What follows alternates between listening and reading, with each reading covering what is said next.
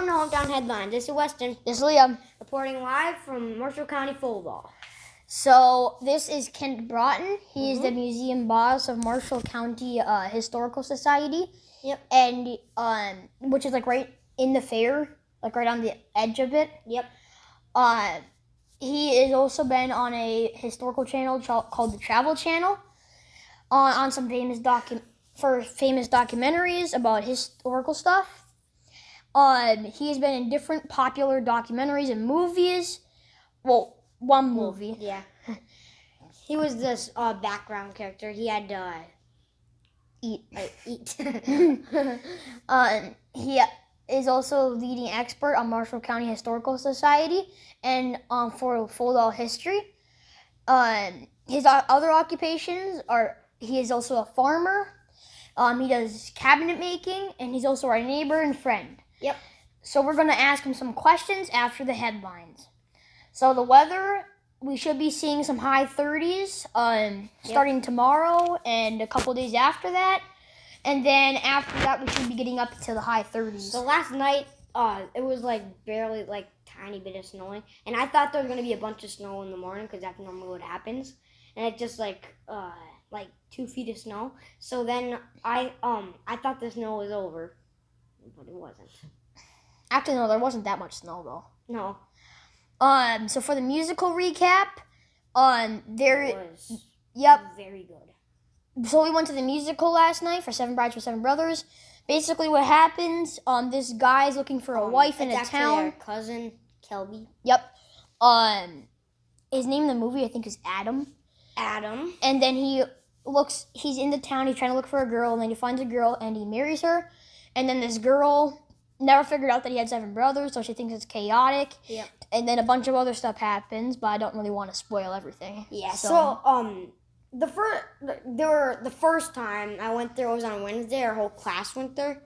Last night I was prepared, but the first time they had like a gunshot. They didn't even warn everyone. So they shot the gun, and then everyone went whoo, and then he said, "Let her rip," and everyone was like, "What does that mean?" And they went woo. Yeah. So overall, I give it a 10 out of 10. 10 out of 10. I highly recommend watching it. It is a very fun musical. And now Russell for the report. Hi folks, this is Russell reporting from Hometown Headlines live from Half-Ass Farms. It's been an early spring, cold, and if you did your ditching last fall, then you'll be in the field earlier than you know it.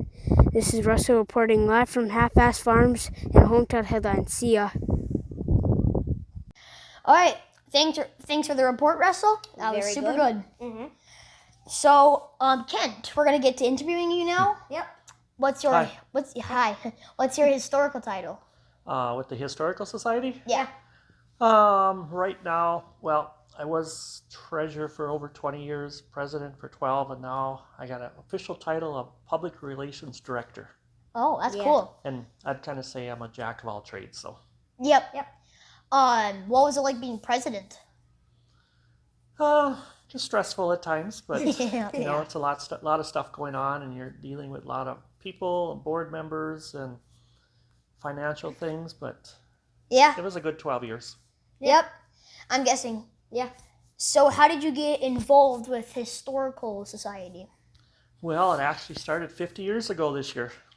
Really? So this summer, 50 years ago, like this summer at fair time, I was helping my uncle run an old engine and a drain cleaner, and that's how I got started.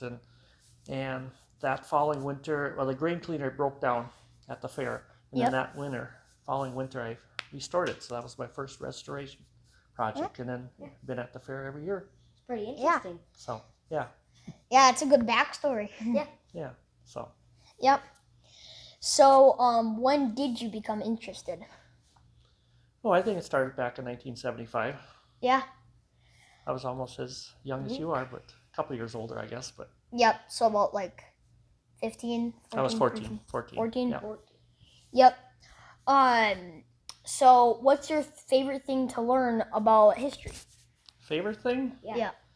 You know, I like restoring old engines, Yep. tractors and stuff. A lot of times restoring stuff that nobody else would touch. Probably they would throw it away because it was too far gone or it wasn't worth fixing. But Yeah. Whenever you find something like that, you like to restore it. Oh yeah, yeah. Yeah. Haven't done so much in recent years, but Yep. got some projects. But the most interesting, I think, is reading about the early history of these early settlers who came here. Some they came, to Crookston by train. They would walk to Marshall County Yep. looking for land.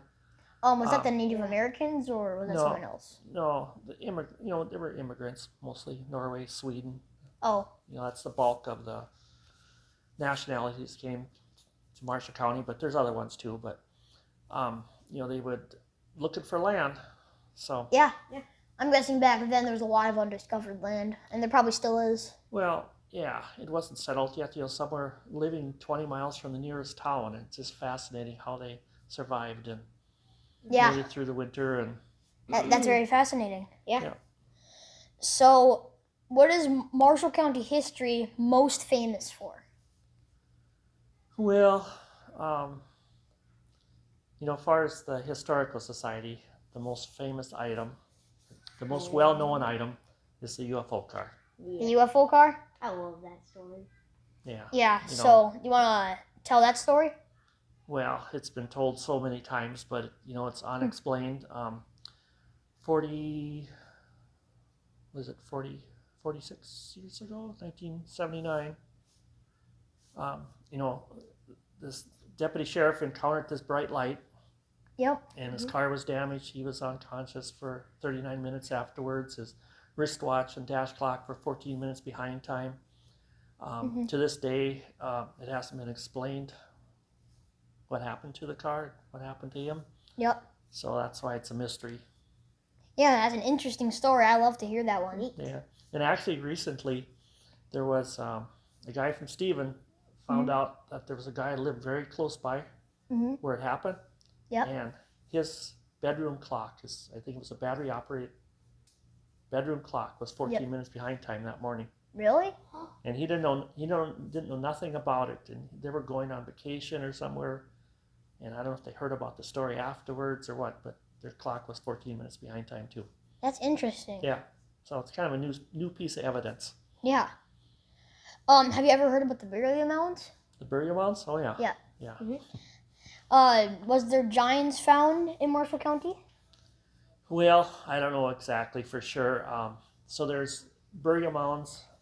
One that still exists in Viking Township. There were 3 others that were known, and one in Marsh Grove Township. So the one that still exists in Viking Township was it was dug into back in 1882, and they found human bones. They found animal bones, and they said most of the human bones they just kind of disintegrated when they came to them when they were digging. I'm guessing because then does that mean that they're old? I'm guessing. They were old, yeah. Yep. But the skulls remain intact, but anyway, they said the pelvises and stuff were of abnormally giant stature. So that's kind of where the story got giants of Marshall County, because there are other parts of the United States where they found these bigger bones. Yeah, there's So if they were 7 feet tall, I don't know for sure if they ever come up with any conclusions. Yep, they said that. I was watching a documentary on it. They said that they were 8 to 10 feet tall, depending on. Yeah. If that were ones here or not, I don't know. But yeah. So around the mounds, back in the 70s, they were scraping topsoil off to dig the gravel out. Yep. So that these fire rings showed up. Rocks are in a circle. So I saw some of them, and I actually have a rock from one of them. You do? It's pyrite mica fool's gold. You can see all these gold flakes on it, and I haven't that rock yet. But anyway, there were bones inside them, in the fire rings, and my uncle took some down to the university, and they said they were human bones. Oh. So people were burnt or what, apparently. But yeah. And the mounds, what I read, they date back to 600 AD, so they're old. Yeah, they are definitely old then. At least that's what they speculate. I don't know how they can prove that for sure, but. Yep. And then there was 3 more mounds that were dug in, 2 in the 30s. So. In the 30s. Yep. Oh. And they're trying to locate them, but they might be gone. Oh. So I heard you talking about a petrified man before this episode. What's that all about? Oh yeah, I started to tell that story. So in 1896, west of Argyle, there's two guys digging put a culvert in, and they dug into what was a petrified man, and he had like a hole in his chest. So they figured he'd been shot or something. Yep. So anyway, they took that man and somehow they sold it to some other guy for like $50 or whatever, and eventually it was sold for $1,000. They were traveling around charging people to see it and stuff. Then it ended up in court. The landowner, he thought he should have rights to that petrified man. Yep. Well, this went on for, I don't know if it was months or weeks or what, but eventually they found out it was all a hoax. The petrified man had been made in Crookston. Oh. So then everything, Yeah. So what was it like being in the movies? Movies? Yeah. So I was in an extra in one movie down in the cities a few years ago. It was called Thin Ice. So spent about 12 hours. Yep. And hurry up and wait. Then you go film a scene, then you go back and wait, and they might pull you out for another scene. Yep. Ended up in the movie for about 15 seconds. They have me like pretending I'm eating. Actually, they brought a nice plate of food, real nice bacon. You couldn't even eat it, but so you had to pretend like you're eating it.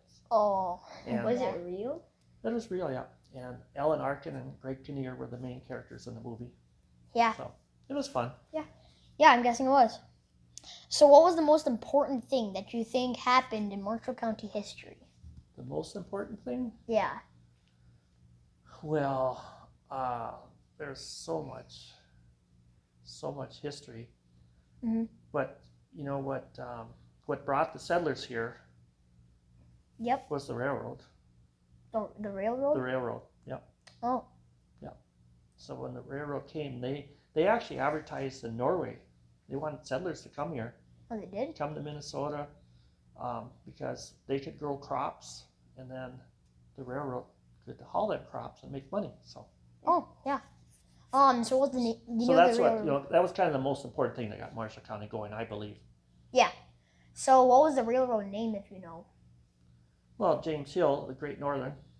Oh. The one that went through war in 1878 or so. Yep. But before, there's things that contributed to Marshall County too. The ox carts going through hauling freight, then steamboats are going up the Red River, and then the railroad. But when the railroad came, things went big. Yep, I'm guessing. Yep. They even had stagecoaches in Marshall County too. But they would haul people like from the railroad to Roseau, and Yep. so that's a lot of cool history. The grand finale to end it all. Which god kid is your favorite? I'm not going to touch that with a 10-foot pole. No, you gotta say it. You gotta say it. They're all good. Just say it. I don't care. They're all good. Yeah. Just say it. I can't. I won't. I'll be in trouble. You won't. Somebody be mad. Who would be mad? You might be. No, I would not be mad. We better end this. This is Liam. Oh, this is Weston. See you next episode.